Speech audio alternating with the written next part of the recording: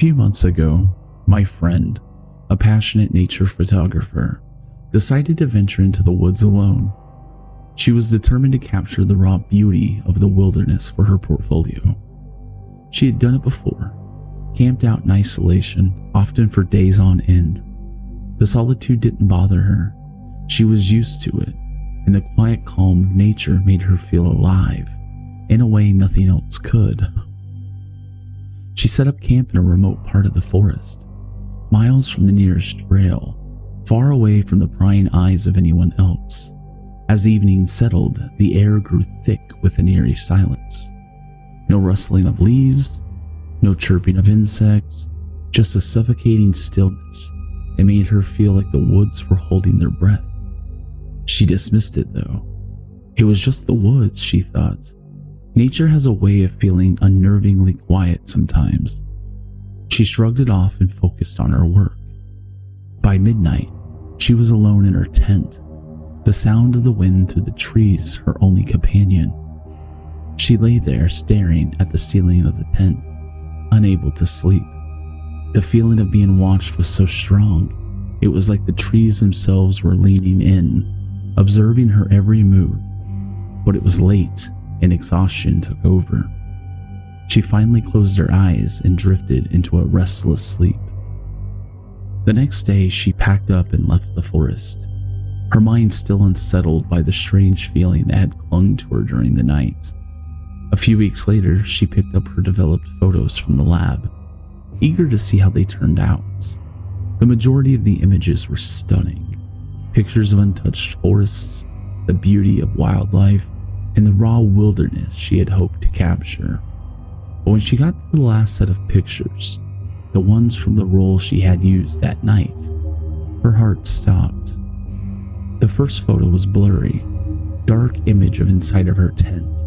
She stared at it for a moment, confused. It was a shot of the fabric walls from the perspective of someone lying inside the tent with her. The next photo was even worse.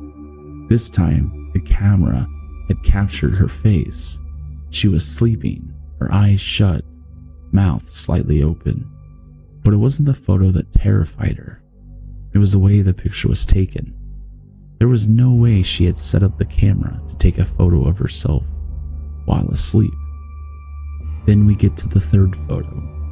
It was a picture of her sleeping again, but this time the camera had focused on her. But she wasn't alone. In the background of the photo, through the thin fabric of the tent, there was something else, a shadow just outside the tent, standing completely still. The outline of a figure was clear, way too clear. It looked humanoid but unnatural, the figure far too tall and impossibly thin, its head bent in an awkward angle. It wasn't the shape of a person. It was something else. Something wrong. That final picture was a nightmare. It was a close-up shot of her face, taken from inches away. Her eyes were wide open, staring blankly into the lens, wide with terror, mouth frozen in a silent scream. But she hadn't taken this picture herself. She was asleep when it was taken. The photograph was a perfect capture of pure, undiluted horror. My friend panicked.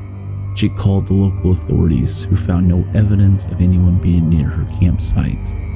No signs of forced entry or anything unusual.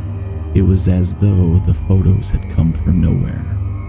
But what made it worse was the photos weren't the only evidence. When she looked at the last shot, the one of her face twisted in terror, she could swear deep in her gut that something had been there with her. She returned to the woods a few weeks later, determined to find out the truth. But when she reached the clearing, the tent she had once camped in wasn't there. In its place was a mound of dirt, where her tent had been only days before.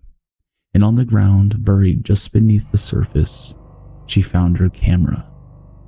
It was shattered, the lens cracked beyond repair. But when she looked at the camera's memory card, the file name sent a chill through her. The last image on the card was still there. It was a photo of her taken from behind as she stood frozen in the middle of the woods, the trees standing tall around her, and behind her, just out of focus, the shadow of something long, too tall to be human, stood watching.